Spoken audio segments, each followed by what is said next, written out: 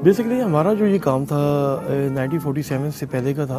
मेरे ग्रैंडफादर जो थे ये काम करते थे, सूट्स वगैरह बिस्पोक वगैरह बनाते थे, इनके सूट हाथ के बने हुए और दूसरी चीज़ें। तो शुरू से ये शौक था कपड़ों का। बेसिकली हमारा ये ख़ानदानी काम था जिसकी वजह से मुझे बहुत ज़्यादा इधर से सीखने को मिला। लेकिन मैंने वो चीज़ अपने ही तरीके से करने की कोशिश की जो मेरे अंदर थी, हमेशा से एक आर्ट था, उसे निकालने का मौका मुझे मिला। सीखने के बाद 89 में मैंने ये सीखा थोड़ा सा काम अपने नाना से, और उसके बाद मैंने इसे खुद से करना शुरू किया। फिर मैं खुद करता था, खुद बनाता था, देखता था, सोचता था, फिर मैगजीन्स और दूसरी चीज़ें, क्योंकि उसमें पाकिस्तान के अंदर इंस्टीट्यूट नहीं था फैशन का बहुत ज़्यादा। तो साथ साथ मैं जितना पढ़ सकता था उतना पढ़ा, लेकिन मैं इस काम में आया तो फिर मैंने इस काम को अपना लिया। फिर मेरी ज़िंदगी ये काम बन गया। फिर मैंने काफ़ी सूट्स वगैरह उस ज़माने में BCCI के लोग होते थे, बैंकर्स, मल्टीनेशनल कंपनियों के, जब 90s के अंदर एक्सपेरिमेंट करता रहा, बनाता रहा और काम चलता रहा। जब फैशन की दुनिया में कदम रखा, मज़ीद एक ग्रूम करके अपने ब्रांड को बनाया मैंने, जब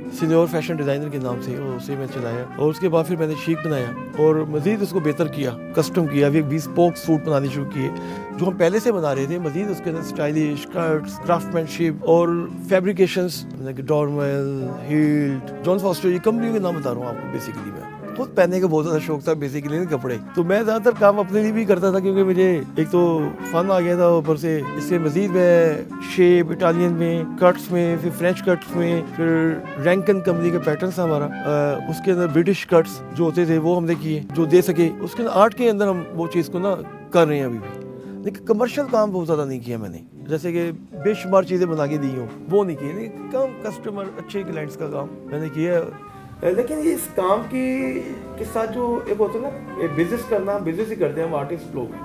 हम आर्ट करते हैं, काम कम करते हैं, लेकिन अच्छा करने की कोशिश करते हैं, ताकि वो एक फैशन जब पहना हो तो उसकी रिचनेस नज़र आए सूट के अंदर, और जो हमारा क्लाइंट है तो उसे पता चले कि वाकई कोई सूट पहना हुआ है उससे, और उसकी फॉल, उसकी फैब्रिकेशन के बारे में ना मैं, क्योंकि अब सारी ज़िंदगी हो गई मल्टीटाइजिंग करते हुए, दूसरी चीज़ें करते हुए, ये बेशुमार लोगों का हाथ से काम किया है, और 35 साल से क्राफ्टमैनशिप मैं अपने हाथ से कर रहा हूँ। बेसिकली जो इसके अंदर इसमें बॉडी स्ट्रक्चर जो बहुत ज़रूरी होता है आपका ना क्लाइंट्स का, उसको फॉलो करना, उसको रीड करना, फैशन के अंदर एक्सपेरिमेंटल सोचना, फैब्रिक लेना, उसको पैटर्न मेकिंग करनी, फिर कट्स, फिर मटेरियल, फिर लाइनिंग, और बहुत चीज़ें इसके अंदर आती हैं। फिर ऑपरेशन इसके होते हैं काफ़ी, फिर वो क्लाइंट्स को अपने ड्रिप करना है, उसकी मर्ज़ी पूछनी है, फील देखनी है इसकी कि कैसी फील हो रही है इसकी, और जो कट्स है वो फिर आपने इसको अपने दिखाने हैं जो आपके पास आर्ट है, तो फिर एक अच्छी चीज़ प्रोडक्ट निकल के बाहर आती है। और डिज़ाइनर जितने भी होते हैं बाहर की दुनिया में भी, वो अपने हाथों से भी काम अंजाम देते हैं, जैसे पैटर्न मेकिंग, क्राफ्टमैनशिप